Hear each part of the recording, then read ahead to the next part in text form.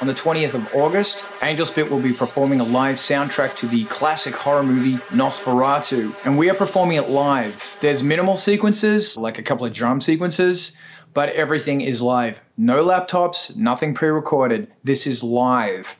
I'm being helped out by my excellent friend Jim from Scintilla. Jim's playing a homemade Quadra LFO mad thing that's going through his guitar pedal rig, and my mate Brian from the Gothsicles is playing Dark Energy version 1, and it's going through loops and delays and stuff. I'll be doing all the electronic stuff, well, all the sampling stuff, and I will be using my favorite beastie, the EMAXII. My EMAXII only has 2 megs of RAM. I love my EMAXII. I absolutely adore it. The main left and right output is going to the front of house. Then the A output is going to the back speakers. So in the performance, I'm using 4 speakers and sounds are whizzing around everywhere. And basically I'll put a primary sound on the main output and double it up with a secondary sound on the A outputs. So that goes to the front and to the back. And usually I'll be using a lot of the LFO panning and stuff like that. So shit is moving around you the whole time. God, I love this machine. The B output is going to the vocoder. So as I'm playing, I'll have that with a secondary voice that goes to the vocoder. The C output goes to the Chaos pad. A lot of that's the sequences and the drums and stuff. So it will be adding distortions and delays and fun mayhem like that. Like I mentioned, there's minimal sequencing. It's really, really basic drums, and that's all on board the EMAXII sequencer. I was actually going to use my old TR-626 Roland thing, but then I went, fuck it, I want to use the EMAX because the EMAX is brilliant. I built all those sequences in Cubase and then just real-time MIDI dropped them onto the EMAX. Thing I adore about my EMAXII is it only has 2 meg RAM.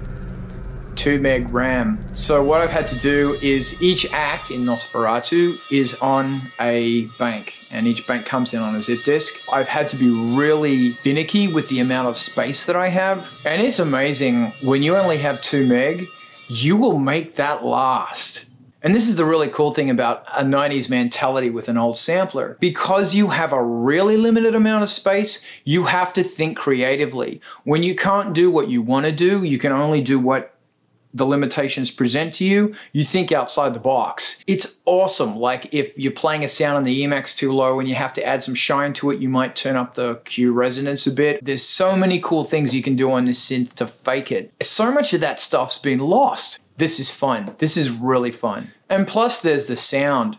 The sound of the EMAXII is amazing. I love the EMAX1. They're 2 really different synths, and I love the EMAX1, but it can't do the memory, although I have backed the whole thing up so in case the EMAX2 fucks out, I can still go on the EMAX1. The sound is great. The only synth I like better than the EMAX as far as samplers go is the Emulator 3, which I think are the same synth. I'm not exactly sure. I mean, the Emulator 3 just has a wicked punch to it. My Emulator 3 is completely booked out with 32 megs, and it's obviously got a lot more polyphony and everything else you can do in the extra envelopes and stuff. I wanted to use the EMAXII because I was up for the risk. I was up for the challenge. Everything's just got so easy, and it's fun to go, you know what, I'm gonna sit crouched over a keyboard for the next couple of weeks figuring this thing out. And there's something really cool about not staring into a monitor because it gets so old. And the other really cool thing is currently I have like 4 speaker setups in my studio, so I'm kind of like listening to shit bounce around. It's awesome. EMAXII for life.